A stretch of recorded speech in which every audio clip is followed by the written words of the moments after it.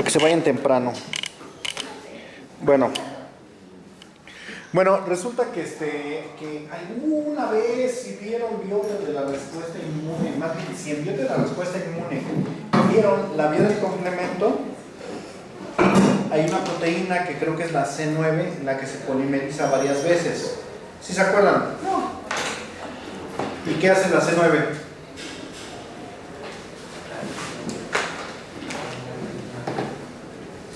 Forma un cilindro. Sí. Sí, creo que todos alcanzan a ver que al hacer el cilindro de plumones queda un espacio hueco. Sí. Y entre más plumones agregue al cilindro sin que colapse, es más grande el hueco. Bueno, algo así. Se entiende. Bueno, se entiende el concepto, porque sí se alcanza a ver que está hueco, pero creo que con 5, por el diámetro de los plumones creo que el óptimo es de 5, porque de 4 prácticamente no hay casi apertura, y de 3 no hay apertura, de 3 no hay nada de apertura, nada. Con 4 ya hay una apertura pero muy pequeña, y ya con 5 la apertura se hace más grande, pero bueno. Bueno, el chiste es que ¿para qué se hace el cilindro? ¿Para qué sirve C9? La proteína C9, ¿para qué es el cilindro? Es un arma letal.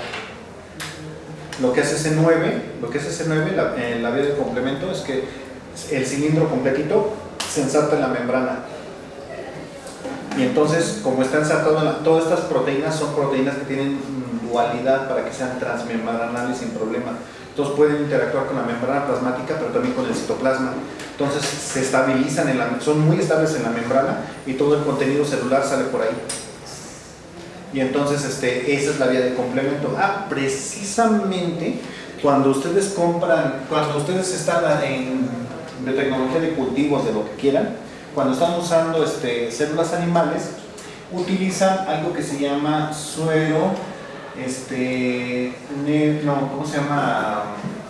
Suero fetal bovino. Suero fetal bovino. ¿Qué es eso? ¿Qué es el suero fetal bovino?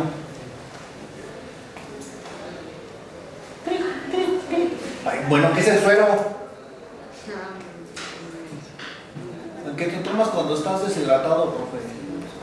No manchen.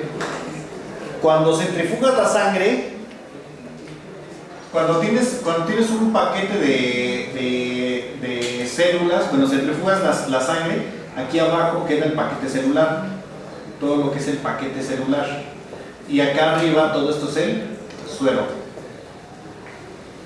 Y bueno, ¿y por qué sacas el suero de un feto, de una vaquita?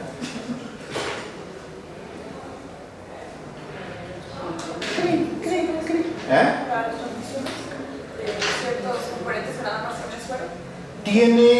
Necesitas el suero para que crezcan las células, porque sin suero no van a crecer, porque tiene muchos factores que solamente el suero tiene. Otra cosa, si es una vaca en crecimiento, obviamente tiene muchos factores de crecimiento. Ajá. Pero también aquí va otra, su vía del complemento casi no tiene anticuerpos, porque prácticamente su sistema inmune no ha madurado, entonces no tiene anticuerpos propios, entonces tú no tienes problemas de que los anticuerpos del suero vayan a afectarte. Pero también la otra es que la vía del complemento es más lábil. Híjoles, en esta materia no lo vemos, pero sí hay una diferencia significativa entre las proteínas que producen ustedes cuando están en el vientre a las que producen ahorita. Sobre todo aquellas que tienen que ver con la captación de oxígeno, con la configuración. Pero bueno, el chiste es que son diferentes las proteínas que produces en el vientre que cuando ya saliste. Entonces, la vía del complemento lo que hace es inactivarla, según mi memoria, si no me falla, la deja 60 minutos a 60 grados centígrados, si la memoria no me falla.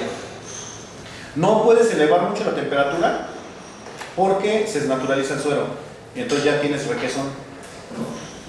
No, ¿cómo sería? Moronga o no sé, algo así. Pero necesitas inactivar la vía del complemento. ¿Por qué? Porque la mayoría de las células que vas a producir, ¿qué son? Pues cancerosas. Todas las células que vas a producir in vitro son cancerosas. son de una línea celular cancerosa, entonces las va a reconocer la vía de complemento y las va a matar. Ajá. Entonces,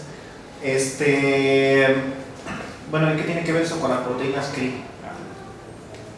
Que pasa más o menos lo mismo con los insectos. Está una hoja, están las esporitas aquí en la hoja, llega la oruguita, se le empieza a comer y entonces las proteínas en el estómago de la oruga empiezan a germinar y cuando la oruga tiene la digestión alcalina, activa las proteínas forman los famosos túbulos estos que les estoy contando, forman los tubos estos y estos se insertan en la membrana y ocasionan que todo el contenido celular de la membrana salga, ocasionando exactamente lo mismo que a nosotros la salmonela. Las toxinas de salmonela ocasionan exactamente lo mismo. Cuando la salmonela produce sus toxinas, ¿cómo se llaman las toxinas de salmonela? Bueno, no solamente salmonela, sino todo el género. Vibrio, Shigella, salmonella, todos estos producen enterotoxinas y estas enterotoxinas igual hacen el cilindro, se insertan en la membrana celular, vacían la célula y entonces precisamente ¿dónde hay más concentración salina? ¿Dentro de la célula o fuera de la célula? Adentro. Entonces, cuando hay mucha concentración salina fuera de la célula, en el intestino, en lo que se conoce como la luz del intestino, ocasiona la diarrea.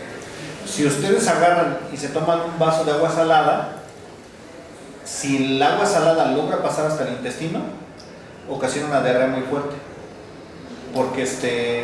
porque la presencia de iones ocasiona una peristalsis exagerada y es lo que hacen estos condenados, producen el vaciado de las células para obtener alimento. Eso y que también una vez ¿cómo se llaman las células que tenemos en el estómago que evitan que pasen no en el estómago, en los intestinos, que evitan que pasen estas bacterias al torrente sanguíneo? ¿Cómo se llaman? ¿Cómo se llaman? ¡Tomatos!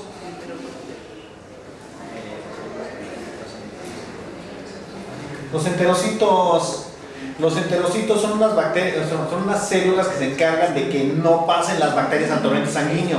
¿Y por qué se llaman enterotoxinas? Pues porque le dan la torre a los enterocitos. Entonces, una vez que los enterocitos bajan la guardia porque están muriéndose, las bacterias pasan al torrente sanguíneo y una vez que pasan las bacterias al torrente sanguíneo, provocan una infección sistémica. Bueno, pues exactamente lo mismo hace Bacillus thuringiensis, pero en los insectos.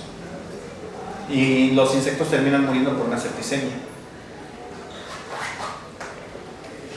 Moraleja, no coman.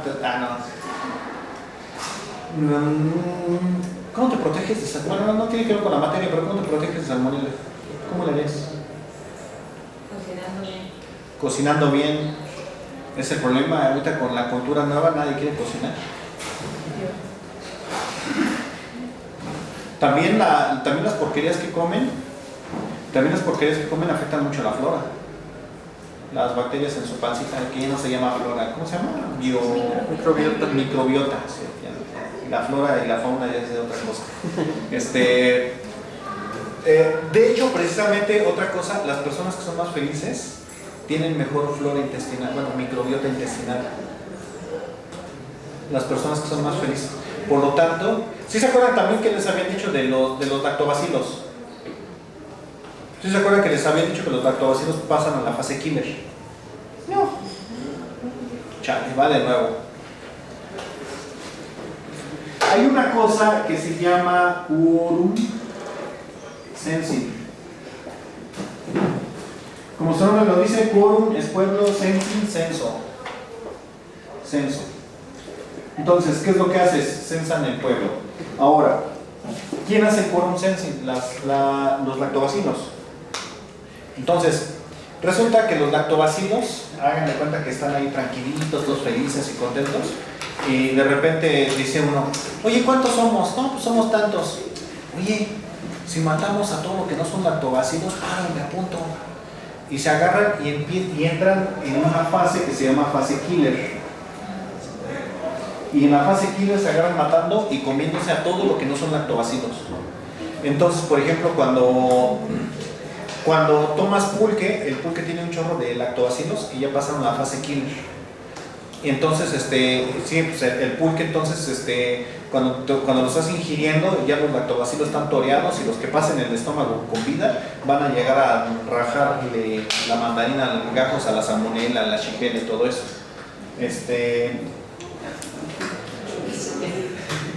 Y aparte de eso, sí, cierto, este es otro tema, pero también está muy bonito y también entra casi dentro del tema. Los virus, ustedes saben que pasan a la fase los virus, eso no es una I, virus, pasan a dos fases, la fase lítica y la fase lisogénica.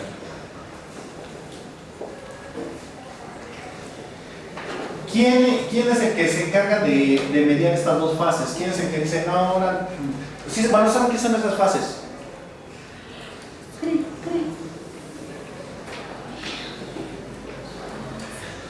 En una fase la célula estalla. O sea, ¿qué es lo que...? Bueno, a ver, tienes una célula, llega un ¿cómo se llaman estos bichitos? Virus. Los bacteriófagos son virus de bacterias y se les llama bacteriófagos porque tenías una placa Petri, le sembrabas un césped así de bacterias y cuando tenían virus aparecían así manchitas, así como que, caray, alguien se las comió. Entonces decían, chihuahua, como que se comieron a mis bacterias, a ver quién fue. Y pues eran los virus los que ocasionaban por ser bacteriófagos.